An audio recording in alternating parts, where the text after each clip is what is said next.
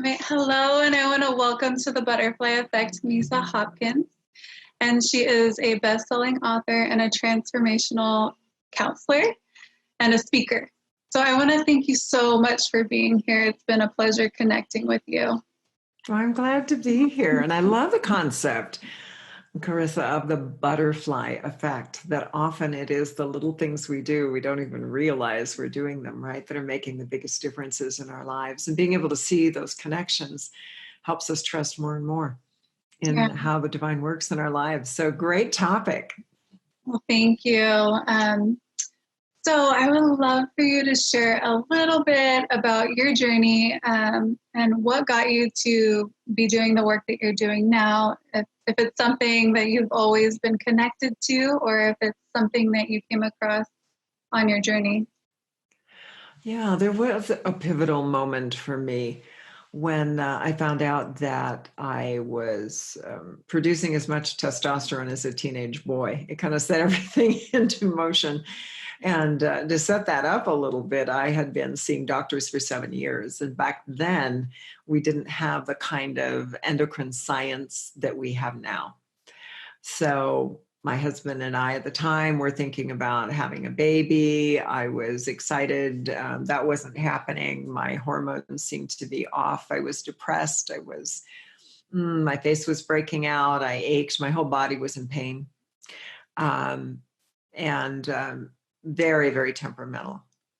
So I remember the day I was standing in front of my bathroom mirror and I was supposed to get ready to go shopping with a girlfriend. And I said to the woman in the mirror, who was just crying and feeling awful, I don't know where the help is, but I'm with you and we are going to heal. If I have to do it myself, healing is going to happen.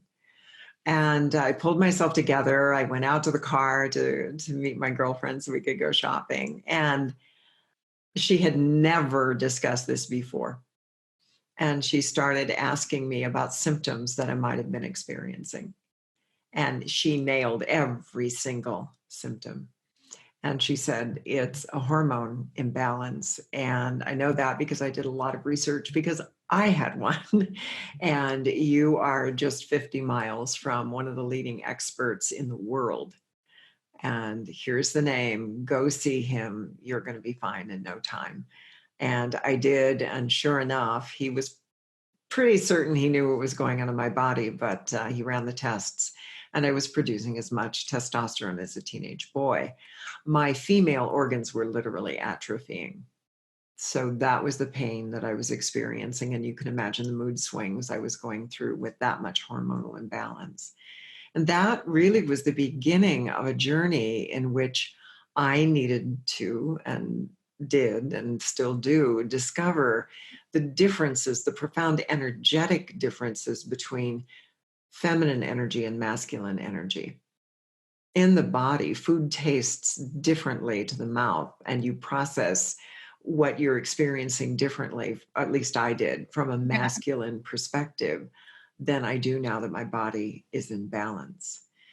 And at the root of all that, after years of doing deep spiritual work and therapy and really trying to understand why my body had broken faith with my femininity, I uncovered sexual abuse as a child, that memories that had been repressed. And in my own little way, right, and because I was only around 5 years old, I had decided it was safer to be a man than it was to be a woman. So at the moment in my life when I was contemplating, in a sense, you might say the peak of womanhood, right? The ability to reproduce new life, my body started shutting down and said, we're not going there.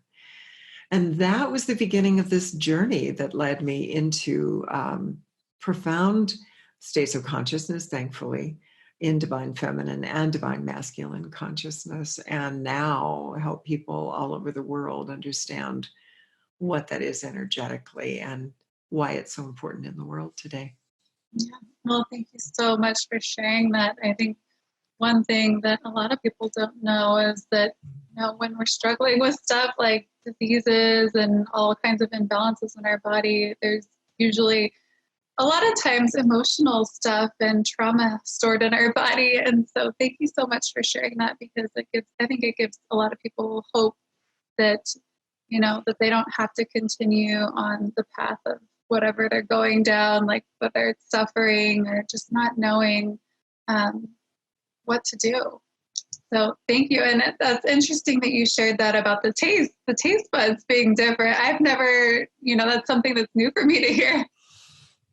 So I would love for you to share a little bit about, some of the stuff that you experienced through the process of this journey. So you've had a lot of shifts that you've been able to make in your life because of this discovery and this path that you're going down. And I would just love to hear some of the moments, where you've had transformation take a part of your life. The next big event in my life was when I contracted MS. And I had already spent time studying with medicine teachers in Native tradition and had some attunement to my natural ability to work with sound and heal with sound, and had experienced some, I guess, what you would call miraculous experiences, though I think they're really normal. Yeah. It's just the way it's supposed to be. So MS was a little surprising. And I guess I'd had enough experience, Carissa. I didn't feel a need to go into oh my God, my life is ruined. I never went there. I just went, oh, okay, well, then I guess this is what we're going to heal. And as I worked with my sound medicine, as I worked with meditation, the sound and silence are so powerful together. They are really perfect complement and balance. And when you consider that creation was formed out of the silence, and the first expression of creation was sound, it's pretty powerful stuff when we get to it.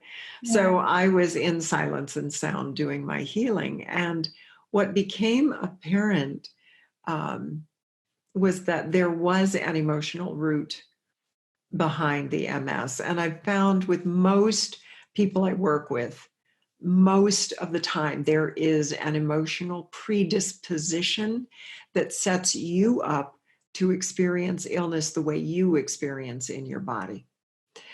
So for me, it was this need to believe that I was special. And if we go back to that memory of being a 5-year-old being sexually abused, what I wasn't feeling was that I was being seen for how special I was. And that my uniqueness and what made me divine mattered. And that essence deserved to be respected and loved and honored.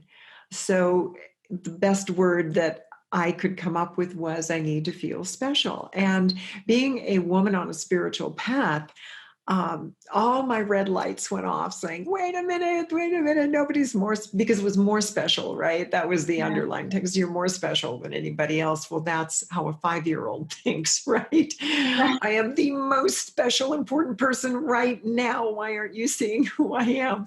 That's a 5-year-old mindset. And here I was living it as an adult, and all the while thinking, oh my gosh, Misa, that's terrible. You're a spiritual woman. You know that everybody's special. What's going on here? And I would chastise myself. I would criticize myself. And I think this is familiar to many of us on healing journeys, right? We have these interesting thoughts and beliefs, and instead of looking into them, we try to push them away. We criticize them, just get out of my space. But it's your subconscious mind talking to you. And when I finally got still and said, okay, you need to be special. Okay, let's go. You're special. And I'm going to honor what is special about you. Well, then all of my gifts started to really become apparent to me, my spiritual gifts and how I've been of service over the years with those gifts, which, by the way, is something I do for a lot of people now. I help them connect with their spiritual gifts, right? See what is special about them. And we go into it rather than away from it. We go into it. And in that experience, as I started to honor what was special about me, I noticed that it was a whole lot easier to honor what was special about other people. I was doing the same thing with my husband. I was doing that with my friends. And eventually that led to one aspect of my work. What is special about you? that does empower you and enable you to heal and to awaken, because that is how you were created to be. That's how Yeah. you came in. So it transformed my personal experience, right? Because the MS went away. So that transformed on a physical level and emotional level. And it led me to a whole new aspect of how to be of service to others who might be struggling with the same thing. The ego that says, no, no, no, you can't be special. And the divine child inside who's saying, but I am. Giving her permission to be heard and to be seen.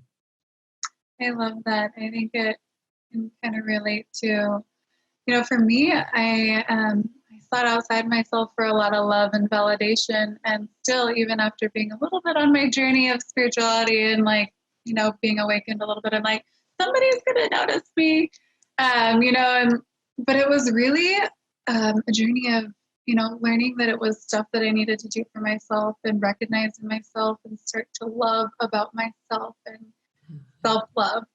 And, really as that's progressed and I've done that work of, just focusing on doing things that do, make me feel like I love myself a little bit more, I'm able to support people better. And I feel like, that's very similar to what you were saying, just, respecting the gifts in yourself and seeing the gifts in yourself, it's easier to see them in other people. I feel like it's totally a love thing. It is very much so. I mean, it always all comes back to love and being able to love yourself as you need to be loved, Yeah. not as you think you should love yourself, which is what many of us have come to believe for various reasons. This is how I should care about me. And I had to let go of that big should, right? That's a big part of the healing journey, is to let go of all the ideas about how we think it's supposed to happen and really attend to that inner place that knows how he or she wants to be loved and allow that to actually happen. As one of my students said, so I am both the giver and the receiver of love. Yeah. I said, yes, that's exactly right.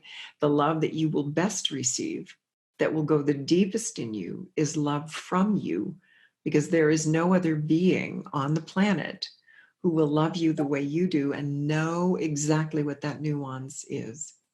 That divine expression of love in you that flows through you, that's the love to cultivate. Yeah. And that's what does the healing work. Mm-hmm. I love that. Yeah.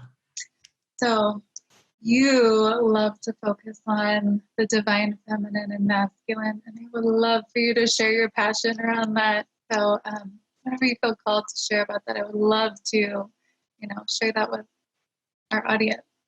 Well, I didn't know it, but I was already in it when I was working with sound and silence. I was experiencing two different expressions of divine consciousness. One, the silence more feminine and expression more masculine. But I didn't know that. It was just what came innately to me and through my teachers, thank goodness, excellent teachers. It really was when I took a journey to Egypt that my world turned inside out and upside down, as if the MS and the testosterone wasn't enough. Let's add something even more exciting to the mix. And this was truly an amazing blessing. I was on a journey with 300 other psychics and healers in Egypt, taking a cruise up the Nile. And during that time,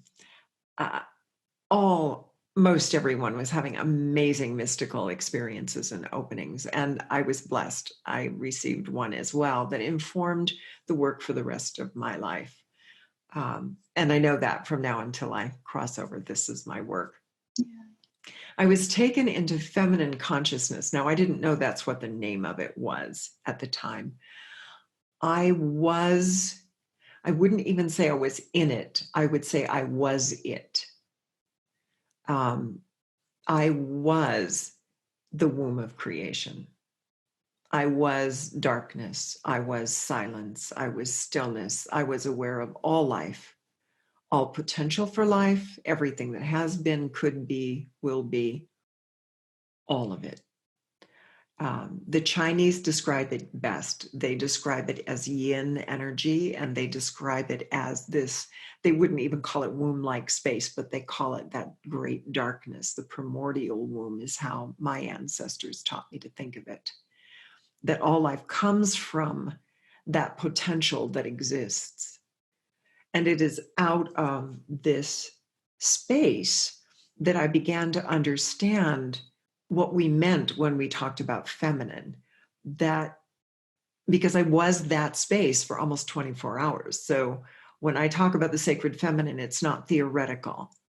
It's not even a relationship with a goddess, though I have them.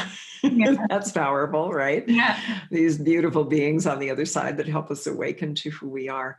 It's at the root, at source. Before consciousness expressed itself as consciousness, there existed potential. And that's what I knew as the sacred feminine. A few months later, as if to punctuate it, I was in an experience where I was pure white, ecstatic light for about an hour, which, if you've ever been in that state, is a very long time to be in this blissful, ecstatic state of self-awareness, longing to share that experience. If you could, you can't exactly share it. You can get close, but it's there is this ecstatic love. There are different kinds of love. I experienced the womb space as a love I call holding, ever present, ever aware, unconditional, absolutely unconditional, all accepting. There's nothing you can do to earn your love. There's nothing you can do to take it away, unlike humans that play that game a lot. In essence, that doesn't happen. You are simply love, period. In masculine energy, in its pure form, it is extremely ecstatic and blissful and expressive. It is moving. It is in motion. Many, many years ago, I was given a vision in which I asked, why is sound so important to me? And what I was taken to was the experience of the first wave of consciousness moving through the space, or the first sound wave of consciousness moving through the space. Light followed sound, and I was shown that progression, which is spoken about, by the way, in many, many of the ancient texts and our spiritual literature. So I got to experience at core, at root, what that was. And since have, as many of us have, right, begun developing language about this. What does it mean to be in sacred feminine essence? What does it mean to be in sacred masculine? And when I work with my students, Carissa, one of the things we talk about at length, and we work with it over and over again because it's become, myths have been so embedded in our minds about sacred feminine energy and evil and what is wrong in the world. We have cross-pollinated darkness with evil. And we've done a great disservice to ourselves because then we become afraid of the darkness, which is our sacred feminine essence. We become afraid of the stillness. You know, when I was a kid, you heard idle hands are the playground of the devil, right? So you were always to be active and to be busy, which is masculine energy. Yeah. To be still and silent, reflective, meditative was considered wasteful, and a breeding ground for evil thoughts, evil things. So our psychic gifts got associated with that. Our spiritual gifts were associated with that. We talk about the dark night of the soul, totally misunderstanding what Jung was talking about. We treat it as though it's the bad stuff in us. That is not what what your shadow side is about, right? Or what the dark night of the soul is meant to be. But we have, without going into great detail, we have lumped it all together, right? We've lumped all this stuff together and we've made it bad. And when we do that, there's a little subconscious message that's playing that says whenever we talk about the true yin nature of the sacred feminine, it has all these associations with it. Evil, bad, dangerous, not good, the worst of me.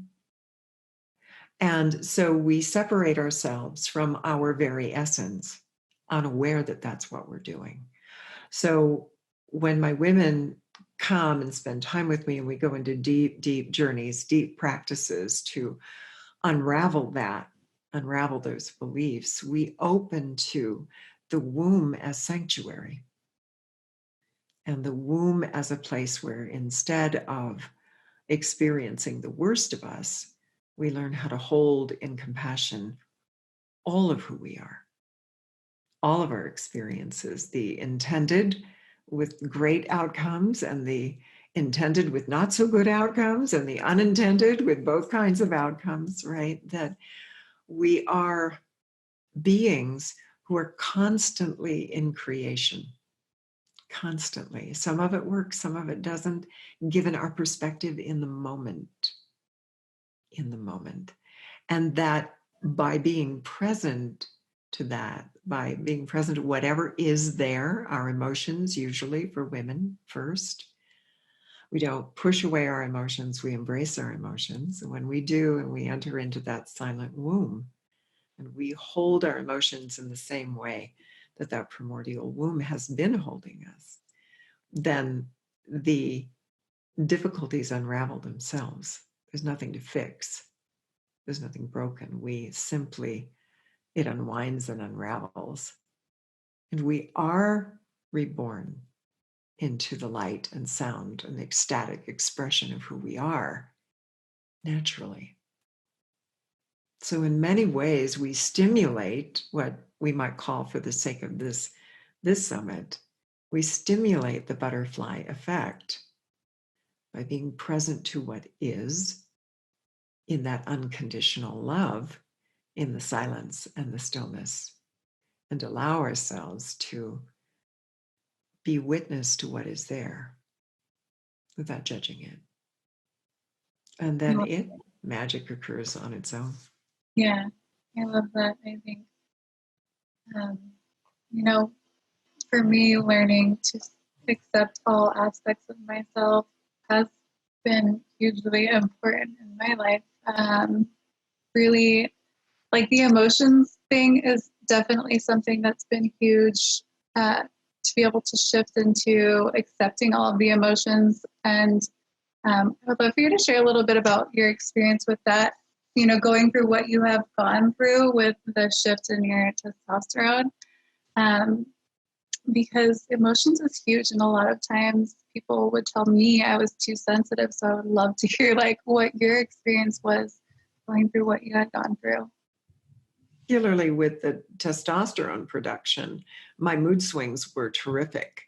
They were huge, and I had been told since I was a little girl that I was a moody child, as though something was wrong with that. What my parents wouldn't have known was that I was deeply empathic, and I was being sexually abused, and I was reacting to the abuse after the fact with moods. Yeah. So as I became older and I started to do my healing work, part of the process, as you can imagine, was actually getting comfortable with my moods and not judging my moods, but rather being present to them. What are these moods informing me? And if I meet my resistance to them with love, then the resistance softens, and now I'm truly present to the emotional content with love. And when you're deeply empathic, sometimes that's coming from a deep inner well, from a past life or an ancestral movement flowing through your life that wants to be acknowledged. Sometimes you are picking up energy from another being that you care about, an animal or human, right? Yeah. And so or plants, my gosh, the trees out here were just recently cut down unconsciously, and I could feel the energy from the trees. So when you have that kind of sensitivity, you are experiencing life. It's not something to shut down. And in my own experience, Carissa, I found shielding didn't work at all because my empathy would just take me into it, right? Shields cut me off. So my elder, when she trained me to be present to all of those emotions, and I was, as they were coming up in my training with her, they were intense. Oh my Yeah. gosh. And I just wanted to hide away in the house. And I told her that. And she said, no, no, do not hide away. Go out and figure it out. That was her instruction to me. Go out and figure it out. So being a bit bold, I went to the mall. I said, okay. She said, go out, I'm going out. I went to the mall. And what I discovered in that process was that if I was going to survive all of the thoughts I was picking up and the feelings I was picking up, that I needed to embody compassion. It was the only way I could do it. Yeah.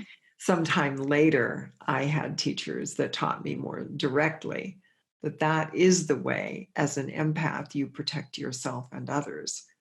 It's your compassion, because in compassion, whatever you're feeling, whether it's yours or theirs, in compassion, it doesn't matter. Yeah. In compassion, it resolves itself. So whether you've carried that for someone else, or it's triggering something in you, or it's coming from you, the answer, in the way that my ancestors taught me, is that you always move toward compassion. Another way to think about that is compassion for the resistance. And when you find compassion for it, the resistance dissolves, and all you're left with is pure divine love.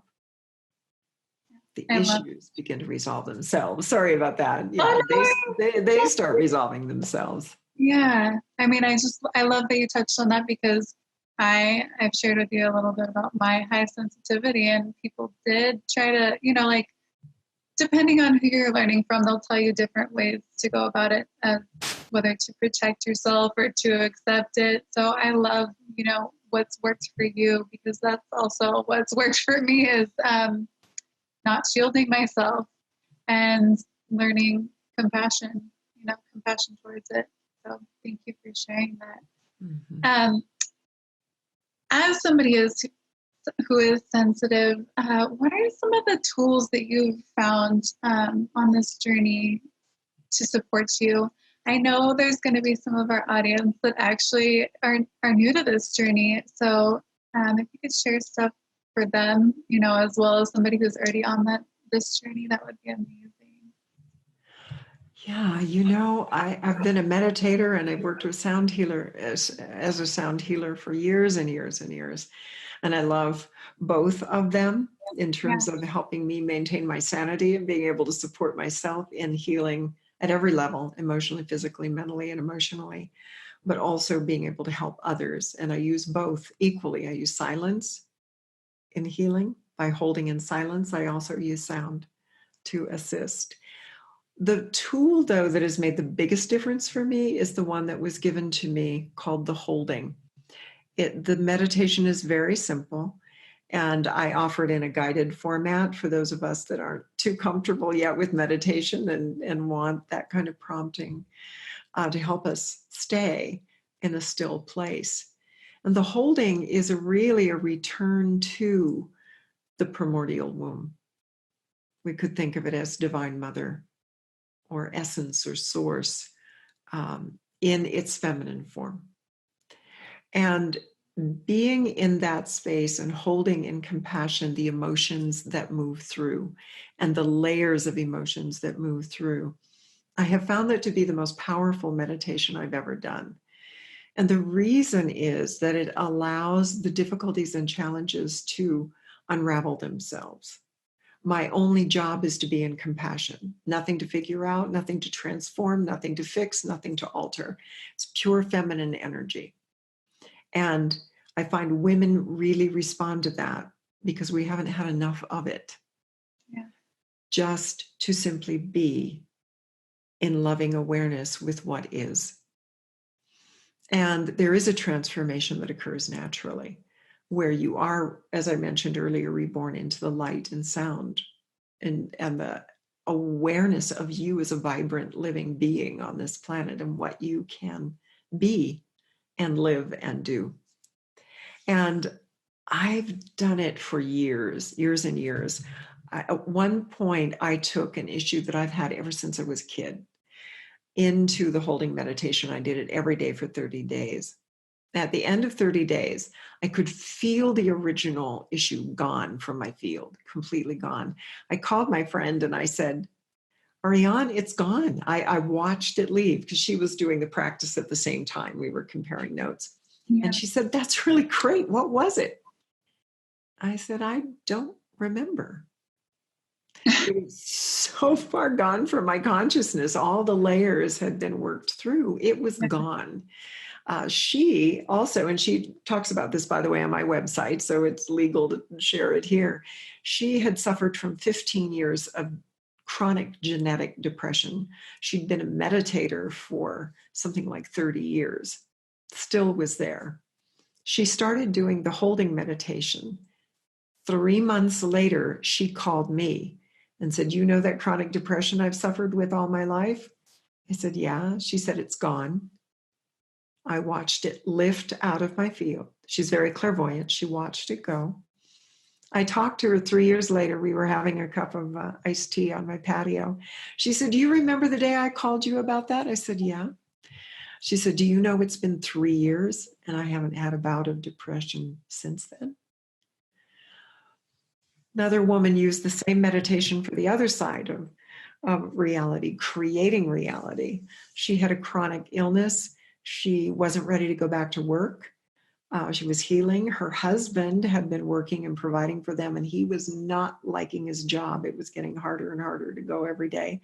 She said, Misa, I'm not ready to go back to work, but I may have to. And I said, well, ask him if you can hold his vision, his feelings about what his ideal work would be. Ask him if you can hold it for him. And see if something new might come forward, because he wasn't ready for her to go back to work either. He wanted her to have this time.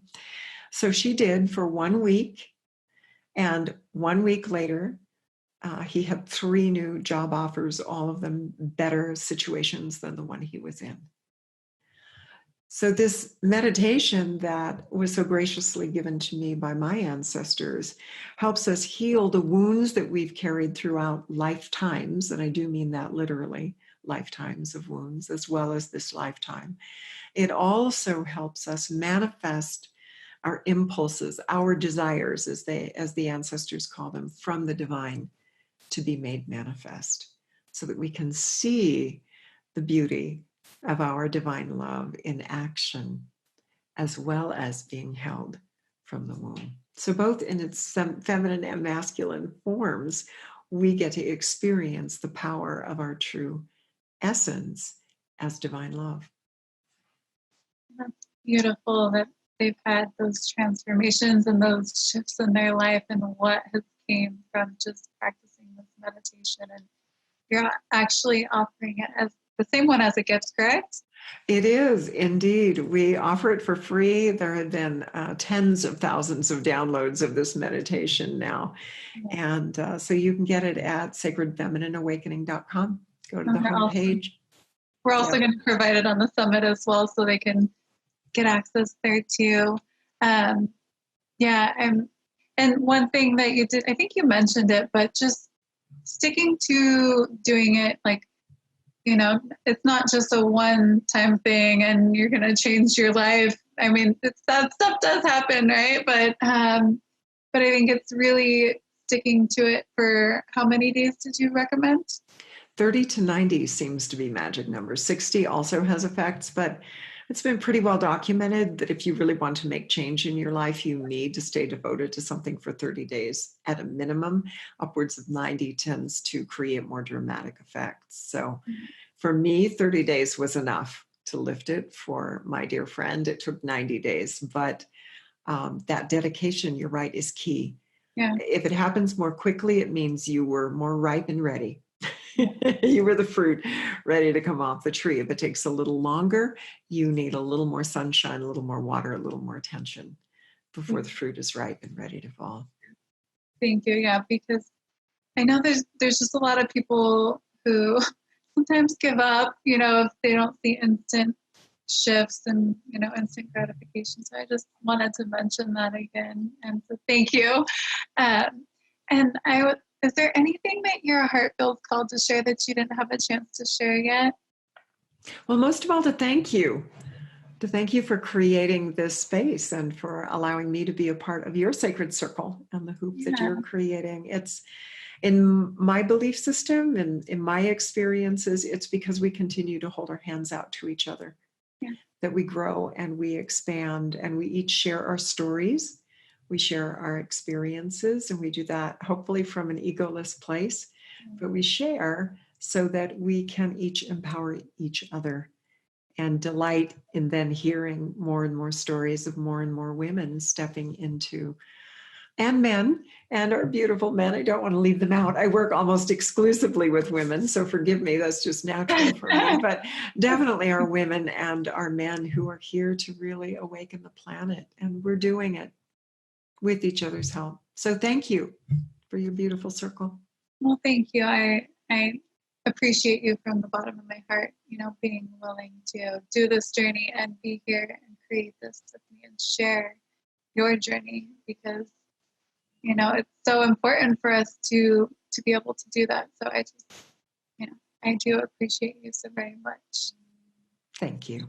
So well, thank you again. And we definitely want to thank everybody who tuned into this. And we just are here to support you. And we hope that you get value from this. And, it makes a difference in your life. So thank you all. And thank you again, Misa. I appreciate you.